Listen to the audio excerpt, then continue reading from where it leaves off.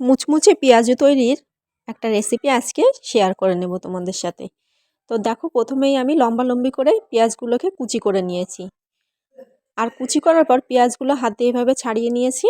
আর তারপরে কুচি করে রাখা ধনিয়া পাতা আর কাঁচা লঙ্কা এর ভিতরে দিয়ে দিলাম।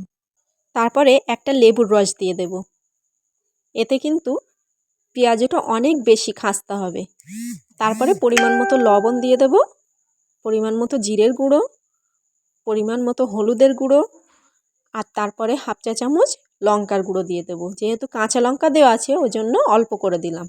তারপরে এখানে 2 চামচের মতো কর্নফ্লাওয়ার দিয়ে দেব আর 2 চামচের মতো বেসন দিয়ে দেব। এরপরে শুকনো উপকরণগুলোকে ভালো করে মিশিয়ে নেব হাত দিয়ে। আর হাত দিয়ে মিশিয়ে নেওয়ার সময় কিন্তু কোনো রকম জল দেওয়া যাবে না। এইভাবে বেশ কিছুক্ষণ পেঁয়াজের সাথে মিশিয়ে নেওয়ার পরে তবেই কিন্তু জলটা দিতে হবে।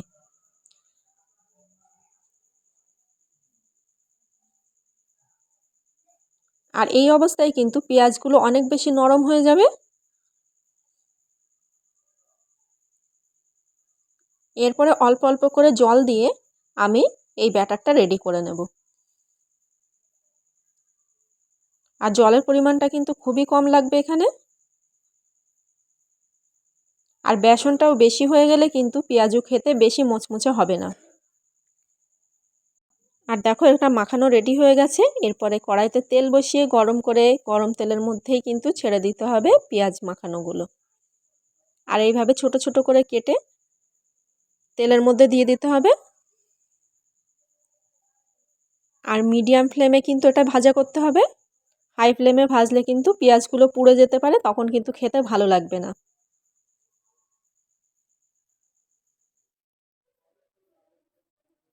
আর তেলটা কিন্তু একটু বেশিই থাকতে হবে, একটু ডুবে থাকে যেন পেঁয়াজগুলো। তো এরপরে সোনালি বর্ণ হয়ে আসলে উল্টে দিতে হবে। আর কাঁচা অবস্থাতেই উল্টোতে যাবেন না, তাহলে করে ভেঙে যেতে পারে।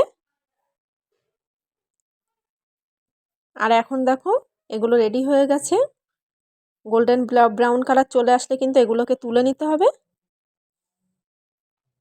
তুলে নেওয়ার পরে তেল ছড়িয়ে কিছুক্ষণ রেখে দিলে এটা কিন্তু অনেক বেশি মুচমুচে হবে।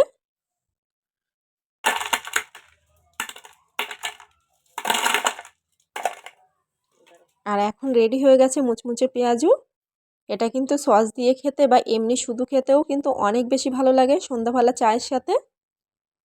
ভিডিওটা ভালো লেগে থাকলে অবশ্যই লাইক দিয়ে চ্যানেলটিকে সাবস্ক্রাইব করে নেবে। আর আজকের রেসিপিটা কেমন হয়েছে সেটা অবশ্যই কমেন্ট করে আমাকে জানাবে। পুরো ভিডিওটা দেখার জন্য অসংখ্য ধন্যবাদ।